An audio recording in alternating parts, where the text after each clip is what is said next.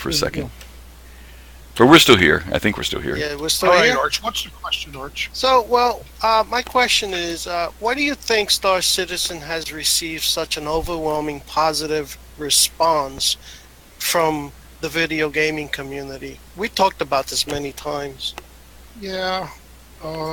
Personally, I think it goes back to what you asked me about why I love it so much. It's because I think those of us, the reason we're in Star Citizen, we like space stuff. We like science fiction. We're geeks. We're nerds. But we've all dreamed about something like this. I think there's not one person out there that even has got an account that hasn't said, yeah, it would be awesome to do this or this or this. They're constantly coming up with suggestions to make it even more and even better and whatever. That's why I think it's got this overwhelming response, because we are going to get it finally. See? And people are starting to understand that. Way back in 2012, at the Kickstarter day, I can still remember my jaw dropping when I saw the Bengal carrier and the man running out to the ship and jumping in it. Chris Roberts getting out of the Hornet. I can remember that, saying, I'm going to be able to do that in a few years. That's what got me into Star Citizen. So that's why I think it's so positive, Archie. Yep. It's what we all wanted for so long. I can't wait. Very true. And I guess in the midst of all I guess we've even seen, I think Cosmic, you alluded once before to the fact of how Chris Roberts' vision has kind of re-stimulated the whole space simulation combat thing over the last few years, where we've had all these games that were either completely space themed or had some element. I think even the last Call of Duty had an element of space theming in it for a portion. We've just kind of seen this resurgence of space games, because for quite a while there were no more space simulations. They had all kind of disappeared, and all of a sudden, Chris comes back with this. Kind of reminds me of how James Cameron did with Avatar, where he said he had this vision for what he wanted to do, but the technology wasn't there yet. And I think one of the first trailers or the videos we saw of Chris, he talked about the fact that he believed that the PC was in a place now where he could finally create the game that he had always been dreaming of. And so of course, Star Citizen has kind of captured both, old-time gamers, new gamers across the board. But as you mentioned, for those of us who've been through the whole history of gaming and remember games like Elite and Wing Commander, the old Lucasfilm games from the Star Wars series, this is kind of the culmination of that, leaving Star Wars Galaxies and even Eve. This is like another step in another way that we're all kind of really looking forward to. And in light of that, let me ask you this question. What makes Star Citizen different from any other space combat or simulator that's out there today to you? Oh, that's an easy question. Thank you. Everything. Everything. Okay. And I can say that quite clearly because up until now, every single game that I have ever played on a computer, every single game that I've known about, every video I've watched, every demo I've played, every one of them has been a game. A game. Mm-hmm. This is not a game. Now, in my opinion, it's not, for whatever my opinion's worth. To me, this is the first ever experience any of us are ever going to have in a virtual reality experience. It's an adventure. For the first time ever, you, that character on the screen, will be you. And what happens to him, what he does, where he goes, everything. Whether he lays there and bleeds to death or whether somebody helps him and takes him and gives him medical, every single thing will be dependent on what you do in your actions. So it's like being a movie and you're in the movie. Okay? You're in there with your friends, you're in there with your buddies. It's a virtual reality experience. And I'm not talking virtual reality headsets here. I'm talking an experience. Mm-hmm. You can go do whatever you want to do, when you want to do it. And every action you take will have consequences. And people are going to understand this very quickly in 3.0 because we're going to have persistence in almost everything. Mm-hmm. And I mean...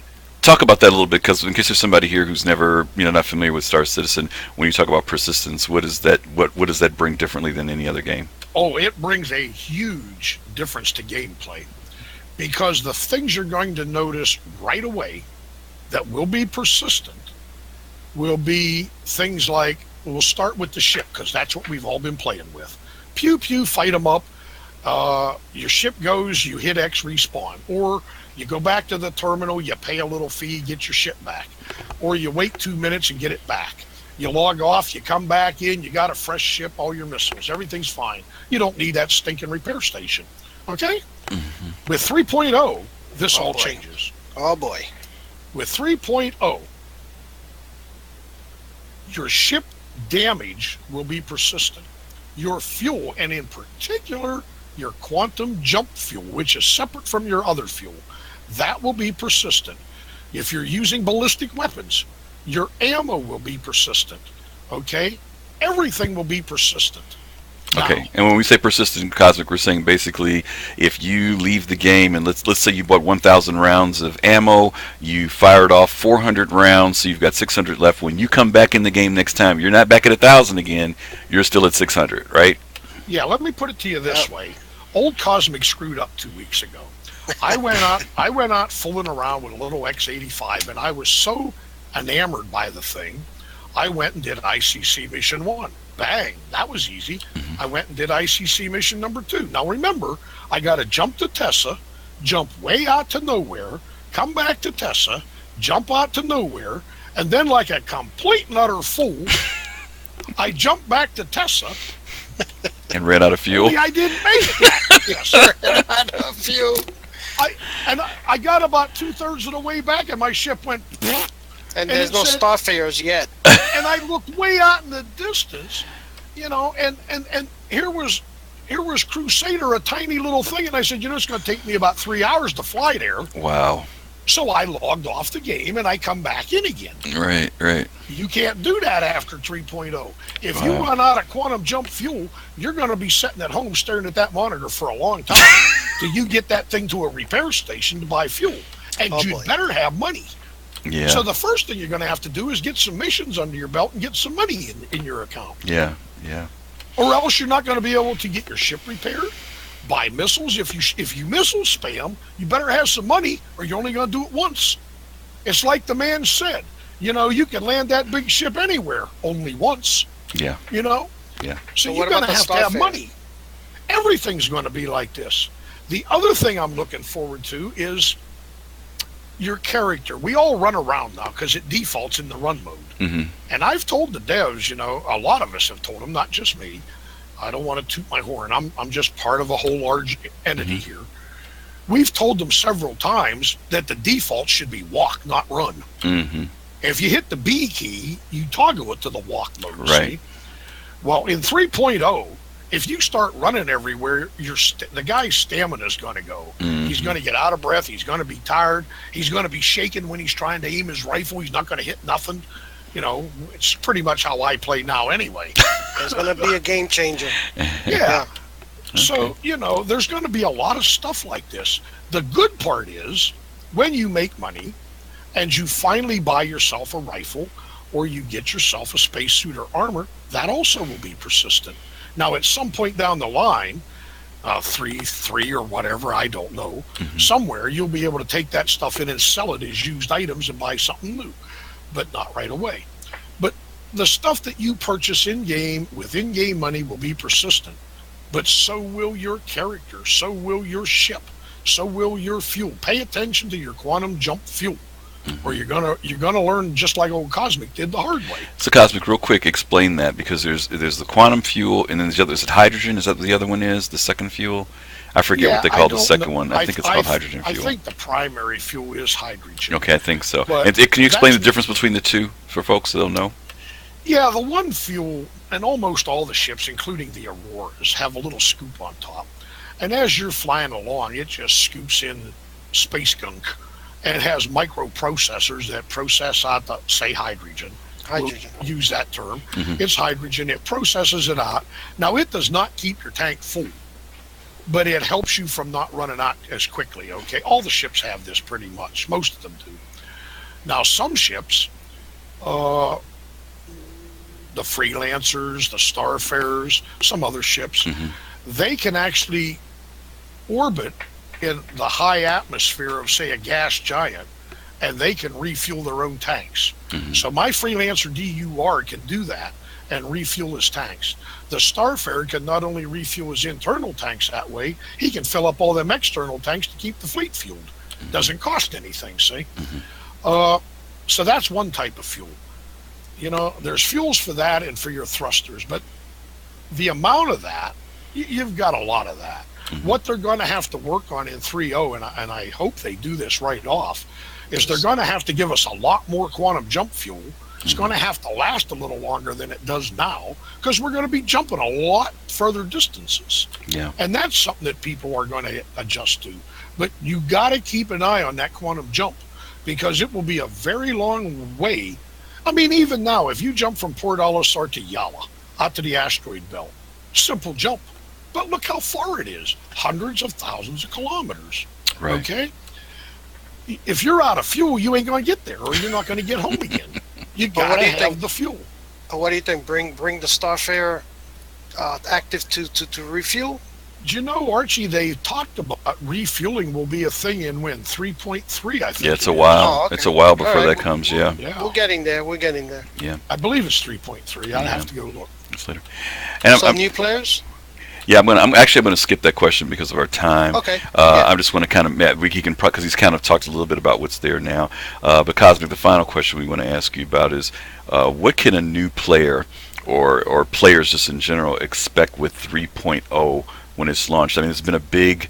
Last year when Chris was at GamesCon and CitizenCon, there was kind of an anticipation for us seeing 3.0 possibly by December of 2016. We didn't see it, but now CIG has given us a timetable, and it looks like sometime possibly in late June, maybe July, we will finally be able to see those modules come together. The Port Olisar space module over the universe, seeing was the landing? I forgot the name of the place. I've forgotten. ArcCorp and our hangars, seeing all that stuff come together. And what will be some of the new things that we can look forward to? You give us a little overview of 3.0. What you will get in 3.0 right now as it stands, and all of this is subject to change. 2 weeks ago, they told us we were going to get 3 moons and 1 planet called Delamar with the Levski on it. Mm-hmm. Now that has got moved to 3.1, Mm-hmm. and there was a reason for it, an explanation about it. Some of the stuff they need to test that needs to be in place, and part of that is the persistence that I just talked about. They need to make sure that works. They need to make sure that the basic missions and economies work before they give us a Levski thing to troubleshoot. So what we'll get content-wise, first of all, instead of a mini PU, you will have the entire Stanton system. Now, it'll be relatively empty. You'll have 3 moons around this planet Crusader. Mm-hmm. Okay, and they've described them all to you. They're all different. You'll be able to land, procedurally land on any of those planets. Get out, walk around, do whatever you want. Fly your Dragonfly, use your rover, walk and run, do whatever you want. So you'll have 3 moons. You will not have the planet until 3.1. And that's as it stands today. That could change. I don't know. It could change tomorrow. Mm-hmm. Yeah, you'll have missions. Mm-hmm. The first missions will be cargo, not mining. Mm-hmm. You'll have some new ships to fly. The Prospector, the Dragonfly. You'll have the rover to use. So you'll be able to do some fundamental cargo missions. And by the way, there'll be 2 mission givers. That's something else that's important I forgot to mention. Right. One will be Miles, the guy you saw in the video. He'll be giving missions to us citizens. But if you decide you want to be a criminal or pirate or bad guy, there'll be another guy out there, I can't remember his name, Rilo or something. He'll be giving you those missions. I need you to go get this box and steal it and bring it to me or some crap. I don't know. And then there'll be bounty hunting missions to go after that guy, see? Yeah. Yeah, now, that's part of the persistence, people. Right now, if you mess up and become a criminal, you and your buddies try to get over to Korea and hack the terminal. Good luck after 3.0, because every bounty hunter in the verse is going to be camped out there waiting for you. Oh, They're yeah. going to get paid to shoot you. See? Yeah. So that criminal record will be persistent, just like your citizenship. So your gameplay, you have to consider your gameplay. Not only your fuel, not only your ammo, but I got to play in such a way, I got to pay attention to who I'm shooting, because if I shoot the wrong guy, I become a criminal. Mm-hmm.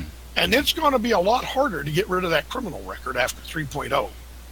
Now, maybe in time, if you're good and maybe it'll go away, but you're going to spend that time running from every swinging jet jock out there that wants his bounty. He's going to be after you, guaranteed. Mm-hmm. You know, so those are the big changes that I see. It'll be the introduction of all this. The hard part to get used to will be the persistence, in my opinion. Mm-hmm. We're also going to get new user interface, which I'm looking forward to. The MobiGlass with a lot of new apps. You'll be able to customize your ship using your MobiGlass. Mm-hmm. You'll be able to call a ship up and request a ship out on a landing pad with your MobiGlass without having to go to the terminal room. Yeah. And it'll be there waiting for you. I was impressed that they mentioned about the air traffic control dynamic that's going to be added into the game now. And so, like you said, it's not going to be kind of like the free-for-all that we have gotten used to in the test bed, but that they're starting to bring in systems and things that make the world kind of have some sense about it and a little bit of order, for lack of a better term, in my book. Griff, if I may interrupt you, I see Lounge Lizard over here. And by the way, thanks to everybody who logged in to watch this. And Lounge Lizard, I see your comment.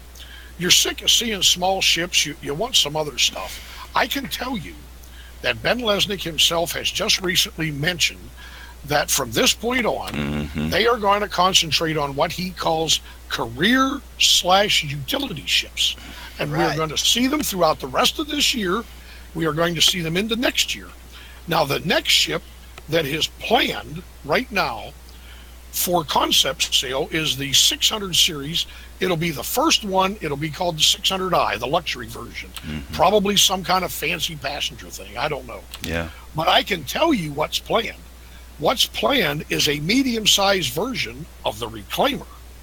Wow. See, we now have a very large mining ship and a little one-person ship. Somewhere down the line, there'll be a medium-sized mining ship for small to medium orgs and stuff like that, and for smaller groups that want to go out and do this, but they can't afford or man a great big ship. Yeah. So a lot of these ships are coming down the line, and they're going to start concentrating more on the mid-level size of ships now. Yeah, and Cosmic, they'll be more career-oriented. I was thinking, Cosmic, we were talking last week after the last ATV came out, and we were making the comment about the Reclaimer, the new video, because we keep seeing these videos. We saw the first one with Aaron Roberts presented it, and then this one this last week that kind of had the feeling of Alien with the way they did the art direction. And we're seeing that those larger ships like that are not just in gray box or white box anymore, but they're much further along than we anticipated. And I can't imagine what it's going to be like to see those type of ships. I kind of made a joke on Twitter saying it seems like being a junk man is going to be one of the funnest jobs in Star Citizen, based on what we saw of the Reclaimer. Yeah. We saw the big. What was that room called? What's the room where they dump all the junk and the grinders are in there? We saw all that and everything. Remember? Oh, the Reclaimer, the shredder. The shredder, right, with the big shredding thing. That's what I call it, the big shredder. Yeah, exactly. There'll be a lot more of those ships. They're just going to try to concentrate more now on the mid-range ships. They're pretty much exhausted with the small ships. Yeah. The single pilot, the fighter, the pew-pews. They've made lots of big ships at this point. But we, the player base, we want more medium size. We want more Cutlass, Freelancer, Connie stuff. Retaliator stuff. That's what we want. Yeah. And that's what we're going to get, because we want to do careers. Somebody typed in earlier, forgive me, I don't remember who, how about medical ships? We're going to have them. A question was asked on another YouTube, you guys probably know, Batgirl asked Ben Lesnick. She specifically asked him, we have a refueling ship. We have a crucible repair ship. Will we ever see a ship in the game dedicated entirely to resupply ammo and parts? For an example, I was in the Navy. You got these resupply ships. Right. Ben Lesnick's answer was, absolutely you will see them. Yeah. You will see big ones, and you will see medium-sized ones. Wow. Absolutely you will. That's awesome. So from this point on, and you're welcome, Lounge Lizard. Thanks for pointing that out. You know, what we're going to see is a lot of what most of us really want. We want careers. We want to do stuff, whether it's search and rescue, whether it's being doctors and nurses, whether it's, it's being miners and or reclaimers or whatever it is. We want careers out in the verse. Yeah.